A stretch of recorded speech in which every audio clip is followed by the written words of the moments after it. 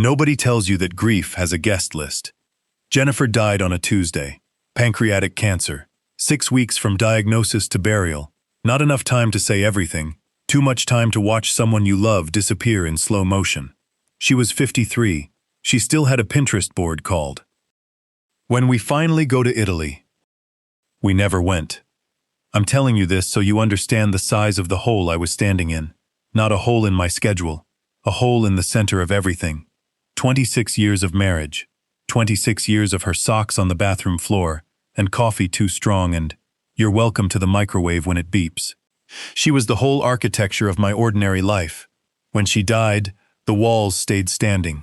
None of it meant a thing. What no grief counselor prepared me for was what my family would do next, which was nothing. Spectacularly, historically nothing. Let me give you the cast, because they all have names. Hannah, 61, my older sister, 40 minutes away. Rachel, 55, my younger sister, 2 hours away, always just about to call. Brooke, my daughter, 28, 45 minutes away, with her husband Morgan, and 2 kids. Austin, my son, 26, single, 12 minutes from my front door. 4 people, 2 of them my own children, all of them at the funeral, because there's free food and a socially acceptable reason to cry. Hannah squeezed my hand and said, "James, if you need anything, anything at all, you call us." I believed her. I didn't yet know that. Anything at all had a very narrow definition. The first month, I cooked. Jennifer had always been the cook, and in her absence I discovered I was good at it, and that standing over a stove with something that needed my attention was the closest thing to peace I could find. Pot roast, lasagna, her stuffed bell peppers. I packaged the extra into containers, and I called people over. That first Sunday, the house was full. Noisy, kids running around, Hannah and Rachel arguing about something from 1987, Austin showing up late with a 6-pack, saying, "Dad, this is actually incredible." I stood in Jennifer's kitchen and thought, "Okay, we're going to be okay." I had no idea how badly I was misreading the room. The Sundays kept coming, so did I. They didn't. Not all at once. That would have been too easy to name. It was a fade. Hannah managed maybe 6 Sundays before the conflicts started. Rachel's drives got rarer, then stopped. Brooke and Morgan were busy with the kids, the schedules, the things that fill up a young family's life until there's no room for an old man with a pot roast. Austin was the one that got me. 12 minutes away, I drove it once just to check I wasn't being unreasonable, and he stopped coming after 3 months. I called him one November Sunday. Jennifer had been gone 4 months. Voicemail. "Hey, it's Dad. Made chili. Enough for an army." He texted back 2 hours later. "Can't tonight. Sorry. Rain check." The rain check never got collected. I need you to understand the timeline, because it matters. This wasn't years of grief fading into reasonable distance. This was the first year. The sympathy cards were still stacked on the counter. I was still buying 2 of everything at the grocery store. That first year, I counted, because apparently I became a man who counts these things, 11 phone calls. 11, from 4 people, in 12 months. Hannah called 3 times, Rachel twice. Brooke 4 times, but 2 were butt dials. Austin twice, and one of those was to ask if I still had his camping gear.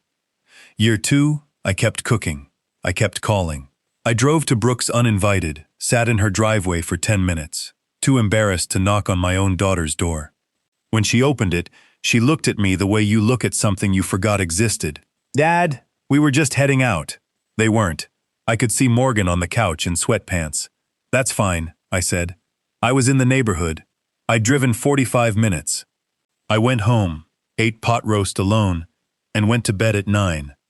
By year 5, my freezer had become a museum of unanswered invitations.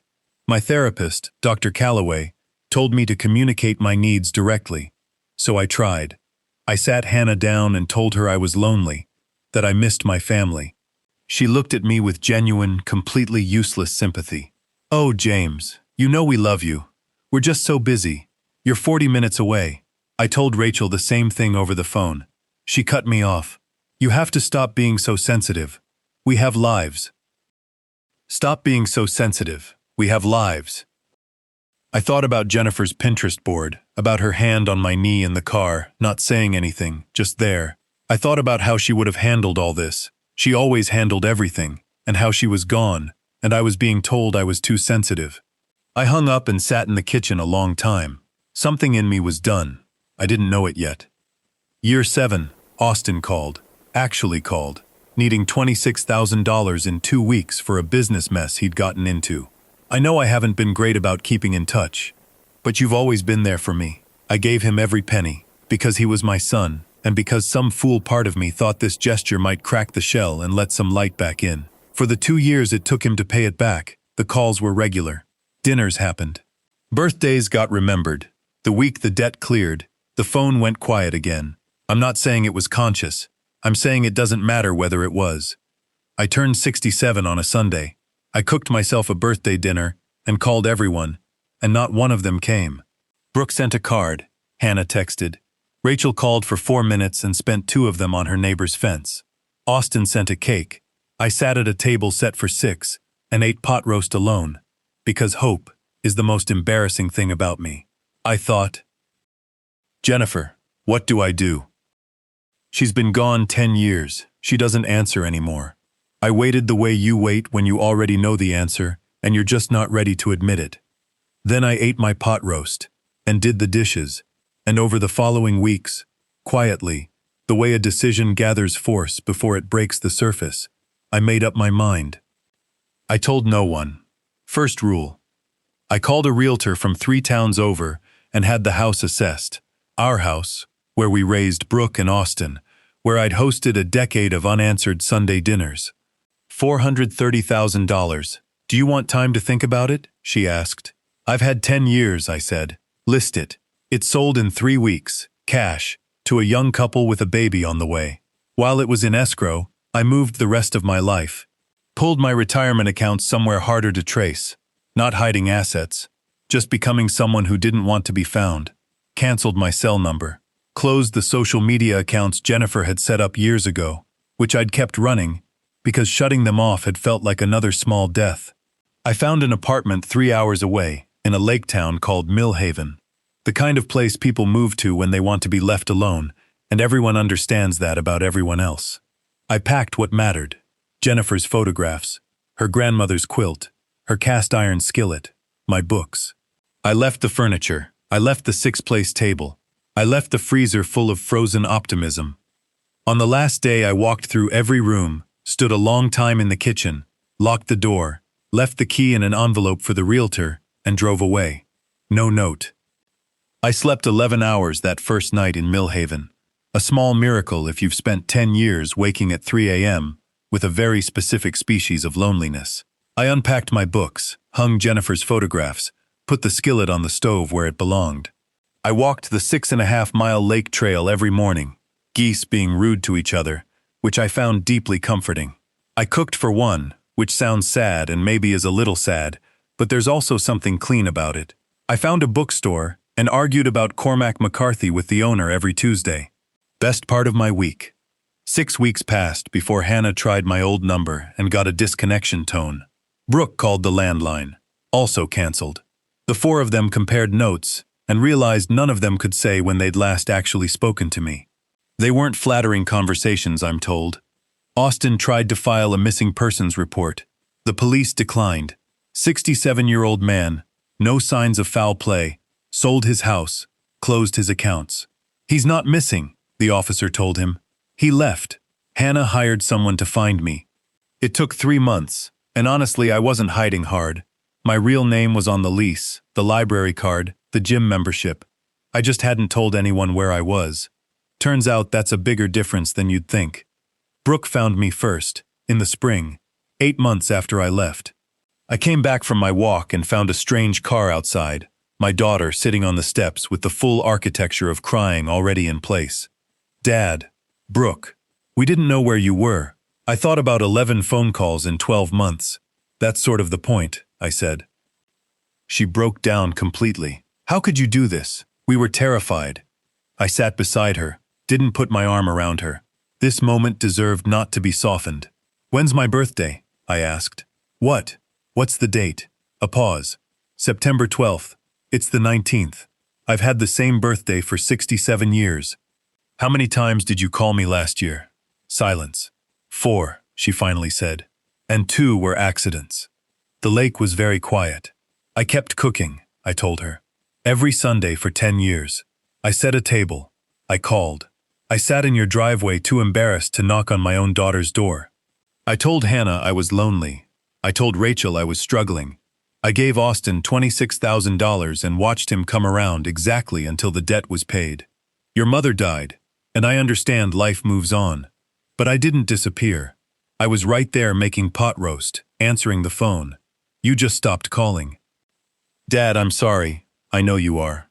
Right now, because I'm not where you expected me to be. She had Jennifer's eyes. They all did.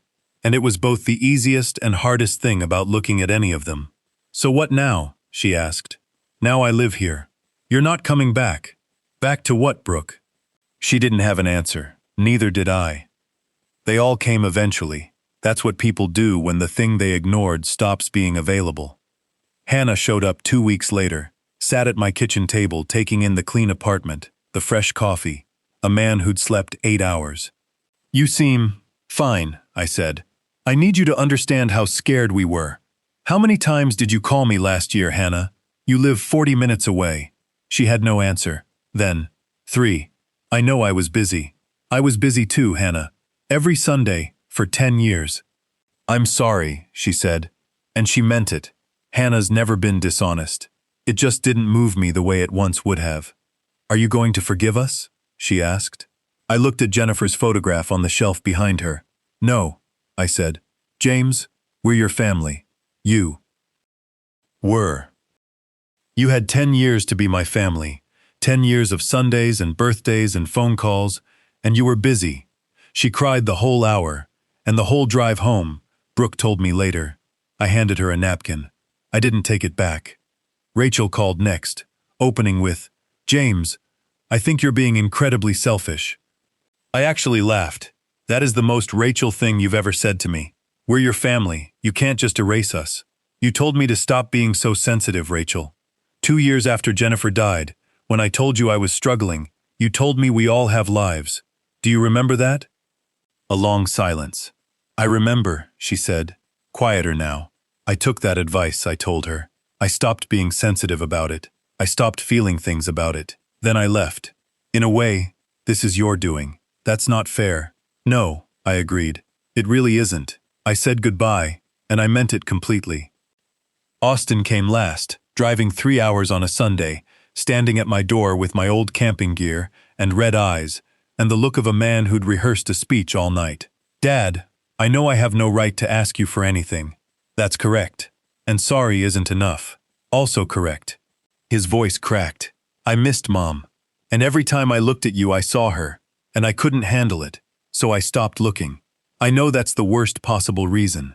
I kept not calling because calling meant facing what we lost, and I told myself I'd deal with it later, and later kept not coming. I didn't realize how bad it was until you were gone and there was a stranger living in our house.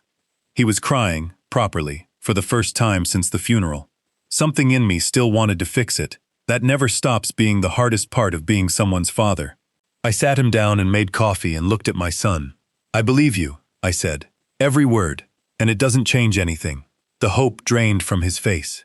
I gave you $26,000 because I loved you, and thought it would bring us back together. It did, for exactly as long as the debt existed. The day you made the last payment, you disappeared again. You think I didn't count the days? He had nothing to say to that. I spent 10 years making myself available to 4 people who treated it like a guarantee, I said, standing at the window, the lake flat and silver. Like the pot roast would always be on the stove. I'm not angry at you, Austin. Anger would mean I'm still invested in what you do next. I'm not. I've moved on. Turns out it's easy, once you commit to it. So there's no way back, he said finally. There's a way forward, I told him. 2 people who share a history, send a card at Christmas, have dinner once a year, somewhere neutral, not Sunday pot roast, not a father waiting by the phone. That version of me is retired. That's not a father, he said. That's a stranger. Yeah, I said. It is. Welcome to how I felt for 10 years. He left before noon. He didn't take the camping gear. Here's what I want you to understand. None of it was a breakdown. It wasn't an old man losing his grip or making a desperate bid for attention. It was clear-eyed, methodical, and I was completely at peace with every step. I gave them 10 years of evidence I was still here. I gave them warnings. I gave them money. I gave them Sundays, and a father who still set 6 plates on his birthday, because hope is a hard habit to kill. Then I killed it. And here's the part nobody tells you about the dramatic exit and the cold conversation at the kitchen table. I don't miss them. Not the way I missed Jennifer, which was a missing so total it had its own weather system. I thought I'd miss my family like a phantom limb. Instead, I realized what I'd been missing for 10 years wasn't them. It was the idea of them. The family we were when Jennifer was alive and the house was full and nobody needed an invitation. That family ended the day she died. I just took a decade to accept the notice. Now I walk 6 miles every morning around a lake that asks nothing of me. I argue about books on Tuesdays with a man slowly becoming the best friend I've had in 30 years. I cook well, eat well, sleep well, and wake without the 3 a.m. dread of waiting for people who don't call. My phone is quiet. I made it that way. And every morning, coffee in hand, Jennifer's photographs on the shelf, the lake glittering through the window, I think about those 10 years, the Sundays, the frozen containers, the 6-place settings, and then I think, not anymore. And I drink my coffee, best cup I've ever had. Jennifer, if you're watching, and I've decided to believe you are, because the alternative is too quiet, I finally did it. I stopped setting the table for people who weren't coming. I know you'd tell me to forgive them. You were always better than me that way. But you're not here, Jen. And without you, it turns out, neither am I. Not the version that waited. Not the version that called. Not the man who sat alone on his birthday with 6 plates and genuine hope. That man went to Italy. I booked the ticket 3 weeks after Austin left. Florence first, then Rome, then south along the coast, until I run out of road. I'm going to eat where I don't speak the language, drink wine in the afternoon, and watch strangers live their lives. I'm going to eat the best meal of my life, somewhere you never got to see. And I'm going to raise a glass to you, not to the family, just to you. The only one who ever made showing up worth it. I'm here for both of us, Jen. Finally. James Richardson lives in Millhaven now. He walks every morning. He doesn't set extra plates. He doesn't wait.